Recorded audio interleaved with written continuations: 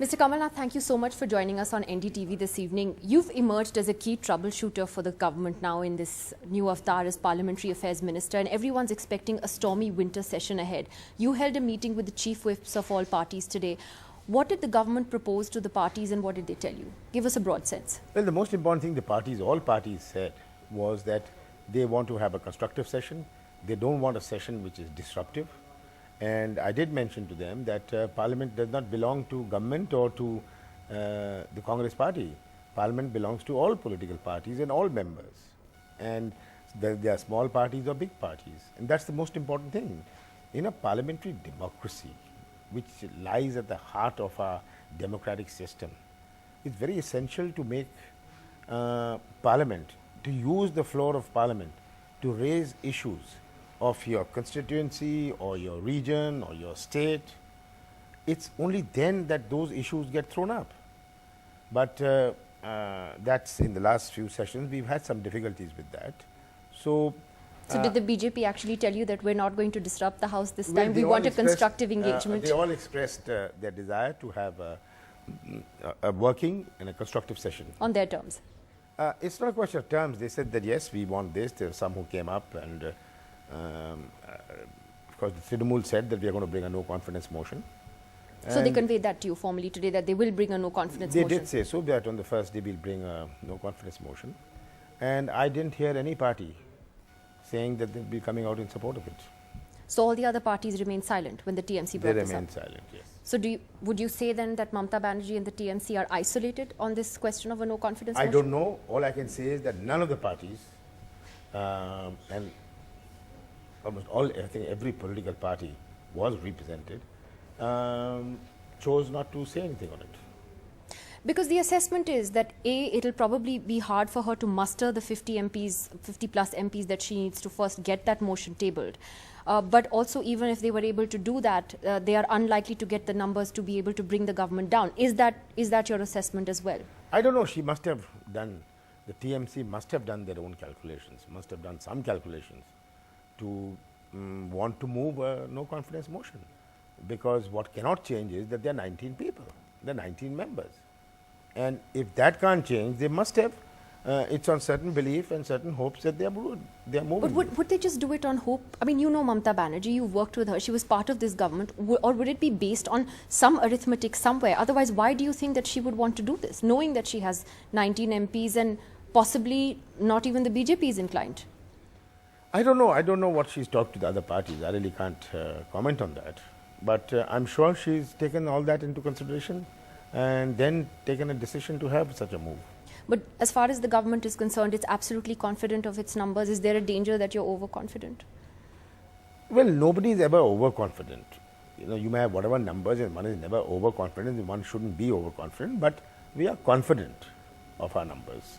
We are confident that a no confidence motion, should it come, it will not go through. You know, the Prime Minister has been doing this meal diplomacy with the Samajwadi Party, with Mulayam Singh Yadav and with Mayawati as well. Are these two parties firmly on board? Can you say today with certainty that they will vote, that they will not let the government fall? Well, can you be confident of their support? I don't think you say this meal diplomacy. From time to time, one does engage with these parties. And prior to a parliament session, it is very, very normal that the Prime Minister sits down with political parties, and it's not Parliament specific. There are other issues which are also discussed, other national issues, issues relating to the states, which are discussed, and it's done with all political parties. But can you rely on Mayawati and Mulayam to bail you out if there's a vote? I don't think there's a question of rely on anybody or not rely on anybody. These are things which are issue based, and it's on issues that parties are with you or not with you. It's not based on a meal diplomacy.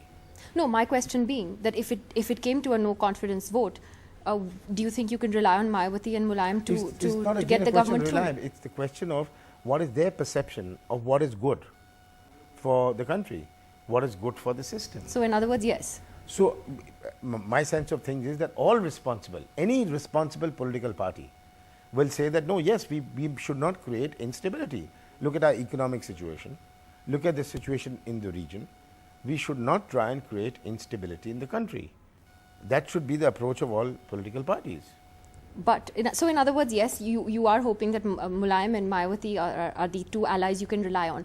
But let me ask you whether there are any channels of communication at all with the TMC, firstly, on this no confidence motion. Are you trying to talk to them, even informally, to not move this no confidence motion? Because between now and Thursday is a long time in politics, and people do change their minds. Or do you think Mamata is determined to go through with this? Well, she's come out publicly, and if she had some of her people had expressed opinion, it may have been different. But she has herself made this announcement. And she's slightly altered the view in the sense that she said, okay, the left can move it, we'll support it. There's a slight sort of change in that today. Well, I do not know what their strategy is, but that having announced it herself, I really think there's no channel which is now at the moment on, at least not to my knowledge. What about the channels of communication with the main opposition party, the BJP? The Prime Minister was supposed to host them for dinner, and then Mr. Thackeray died, so that couldn't happen. Have you been talking to senior BJP leaders yourself, not just today, but informally, otherwise, to see how the House can function? Then I'm always talking to them. I'm talking to a series of them to understand their concerns, to understand what their objectives are, what they want, and that's a continuous process. I'm coming to the other big contentious issue that you're likely to face now in this session, and that will be this whole question of FDI and a possible vote on the FDI policy. Two things here. One, there is a sense one gets from the opposition, even though the BJP has not stated it publicly, that they're wary of having a no-confidence motion, because then that would, perhaps the government would scrape through in a trust vote, and that would give you a legitimacy which the opposition doesn't want, and it would defeat the purpose of having a vote on FDI or anything that's said against FDI then in Parliament. Is that the sense you're getting from the opposition camp? I'm getting no sense. I think the opposition and political parties know that moving a no-confidence motion is not the best thing right now. It's not that there's a calculation or a subtle calculation. Because they're not ready for elections either. They are not ready. And then what is the alternative to form a government?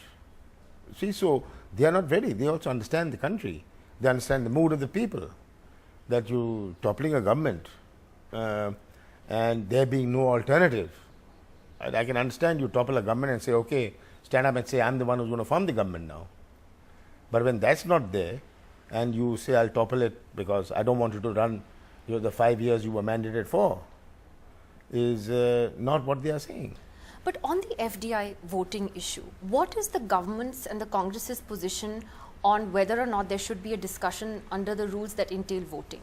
What is the government's position on that? Well, what is FDI, this FDI policy we made? This is a policy to enable the states to avail of FDI in retail if they so want. It's not being thrust upon them. So, what do you vote on? That we shouldn't enable the states? Or why have we enabled the states? Because it's an enabling framework and an executive decision. So they should not, if they don't want to avail of it, it's a policy to enable them to avail of it. So they need not avail of it. So what will you vote on? That you shouldn't enable them, or they should not avail of it, or they should avail of it? I think it's the principle of the whole FDI policy. That's at least that's what the left has argued. If it's to cause injury to somebody, and it's got to cause injury, it's imagined that there's an injury, well, certainly it means that the state should not do it. And it is now for the states to decide.